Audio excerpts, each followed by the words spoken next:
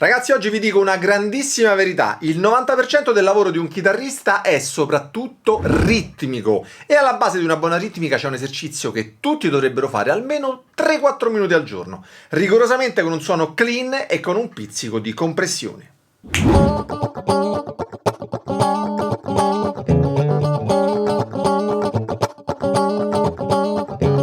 Ciao ragazzi, sono Alessandro Giordani, sono un chitarrista e oggi torno a parlare di ritmica e di suono, con un esercizio che vi farà sbloccare definitivamente la mano destra e migliorare sensibilmente la coordinazione con la sinistra.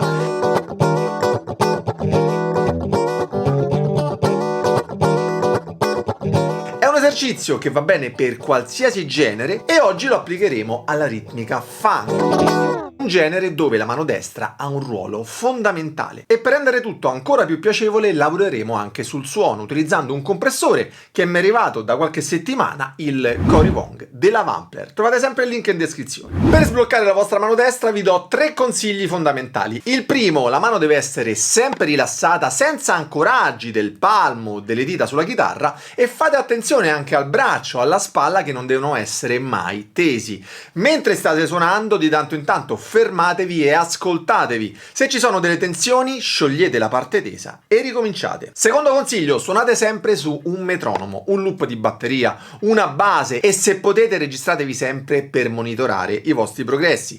Se poi volete fare i fighi, potete prendere un metronomo da polso tipo il Soundbrenner Core, che ho recensito qui sopra e che uso quotidianamente da un paio d'anni. Fighissimo. E terzo consiglio ragazzi: curate il suono, specie se suonate un genere molto ritmato come il funk. Ampli rigorosamente clean, un pizzico di riverbero e un compressore. Perché il compressore? Perché andando ad agire sulla dinamica e regolandolo in maniera corretta otterrete un suono con un attacco ben definito e un maggiore sustain delle note, migliorando sensibilmente il vostro suono. Il Corywong della Wampler è perfetto per questa sonorità. Se non conoscete Corywong, è un chitarrista funk molto in voga negli ultimi anni, con un groove pazzesco, andatelo a vedere su YouTube, tant'è che Brian Wampler gli ha dedicato un compressore. Il pedale True Bypass sopra presenta le connessioni in e out, ma prima di settarlo proviamo l'esercizio con il compressore in bypass. L'esercizio consiste nel suonare 4 battute di sedicesimi tenendo la mano sulla chitarra, stoppando le corde, senza mai fermarsi.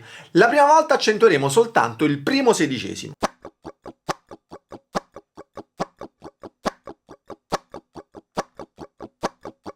La seconda volta accentiamo il secondo sedicesimo.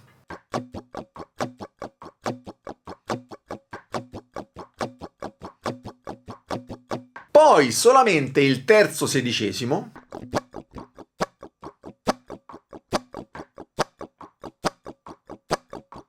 E infine accentiamo solo il quarto sedicesimo.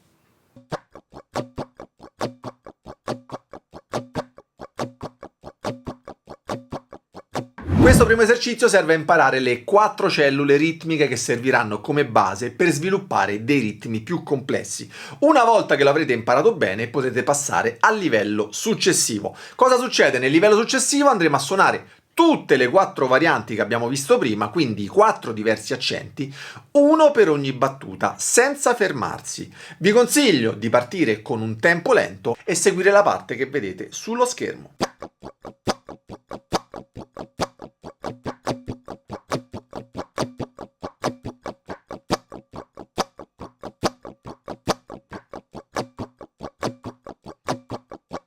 Ora suoneremo sempre queste 4 varianti, però una ogni 2 misure.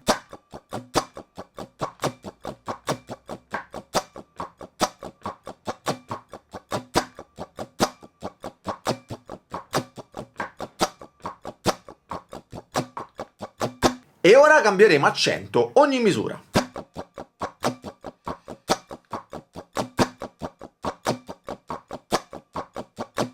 Ragazzi, come vedete questo esercizio è pazzesco perché vi fa capire esattamente dov'è l'accento che dovete suonare e vi costringe a pensare. E se l'esercizio ragazzi vi sta piacendo, fatemelo sapere con un commento qui sotto che ovviamente non leggerò. Ragazzi, non vi preoccupate se non vi viene all'inizio, non è facile, ma voi non mollate. Solo quando riuscirete a farlo senza errori potrete parlare parlare, potrete passare al livello successivo, la parte più interessante e musicale. Ora proviamo a inserire però il nostro compressore. Se non avete chiaro come funziona un compressore, vi suggerisco il mio corso Suoni ed Effetti in 2 volumi, dove imparerete finalmente a usare i 16 effetti più comuni e a creare 29 catene effetti adatte a qualsiasi genere. Trovate il link qui sopra e in descrizione. Settare il Cory Wong è molto semplice, ci sono 6 controlli disposti su 2 file. In alto abbiamo attacco, tono e sustain, è scritto proprio così. E in basso volume, blend e boost. Attiviamo il compressore con lo switch di sinistra e vediamo che il LED verde ci indica chiaramente che il compressore è attivo. La prima cosa da fare è regolare il controllo di attacco, che stabilisce il tempo di intervento del compressore.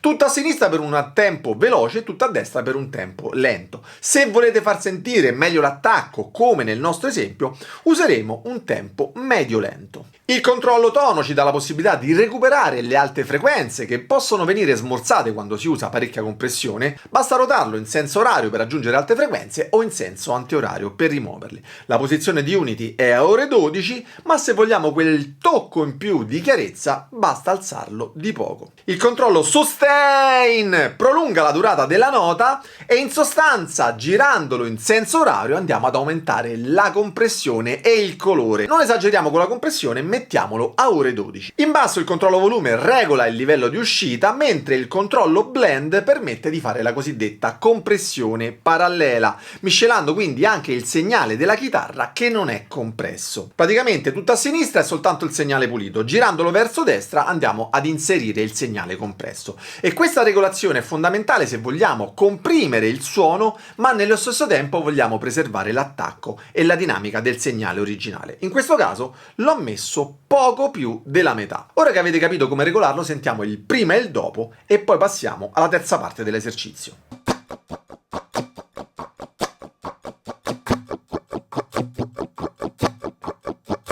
Prima di farvela vedere attiviamo però la modalità boost presente in questo compressore premendo il secondo switch sulla destra. Questa è una delle novità del Cory Wong e la cosa bella è che possiamo utilizzare il boost in maniera indipendente dal compressore, per cui è come avere 2 pedali in uno, un compressore e un boost. E attiviamo anche lo switch mids per esaltare 550 Hz e far emergere quindi le frequenze medie che ci serviranno, specie in un contesto live. Come vedete il LED ci indica con un diverso colore se è attivo il compressore, il boost o entrambi.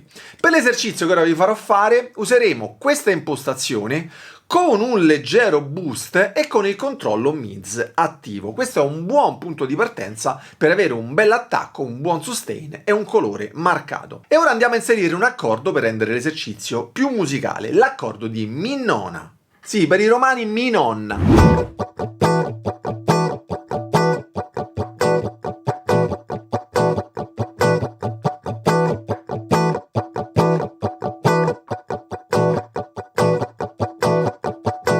Ragazzi, ma prima di vedere come renderlo ancora più coinvolgente, prendete un metronomo e schiantatelo sul pulsante mi piace e doppio mi piace e non azzardatevi a iscrivervi a questo canale. Ho detto che non vi voglio.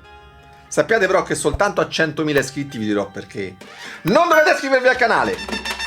Ragazzi, adesso la cosa si fa molto più interessante. Andiamo a combinare i 4 diversi accenti che abbiamo visto prima e creiamo dei pattern più complessi, come questo.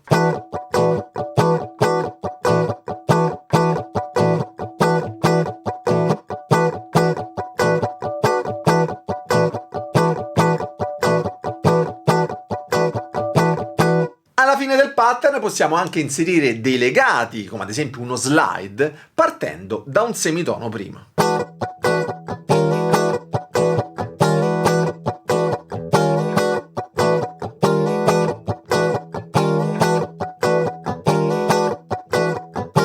Ragazzi, il limite è soltanto la vostra fantasia, fate caso anche al suono. Non ho usato volutamente l'amplificatore, ma mi sono collegato direttamente all'uscita XLR del compressore ed entrare direttamente nella mia scheda audio. Avere a disposizione un'uscita XLR è una soluzione molto comoda anche dal vivo per collegarci ad esempio ad un impianto. È di fatto una DI all'interno del compressore e abbiamo anche uno switch per eliminare eventuali rumori di massa. Se poi siete amanti della compressione perché è una parte fondamentale del vostro suono e volete averlo sempre inserito senza preoccuparvi di premerlo ogni volta, basta premere il pulsante sulla destra, di fatto rimane sempre acceso. Ragazzi, se mi date retta e vi applicate almeno 3-4 minuti al giorno, questo esercizio vi farà fare dei salti da giganti in pochissimo tempo di studio mirato. Provate a creare delle vostre variazioni ritmiche partendo sempre da queste 4 cellule iniziali e se avete un compressore inseritelo. Sono contento di aver provato questo Cory Wong della Wampler, può essere la scelta giusta, è facile da regolare, è relativamente silenzioso e se vogliamo può anche essere colorato.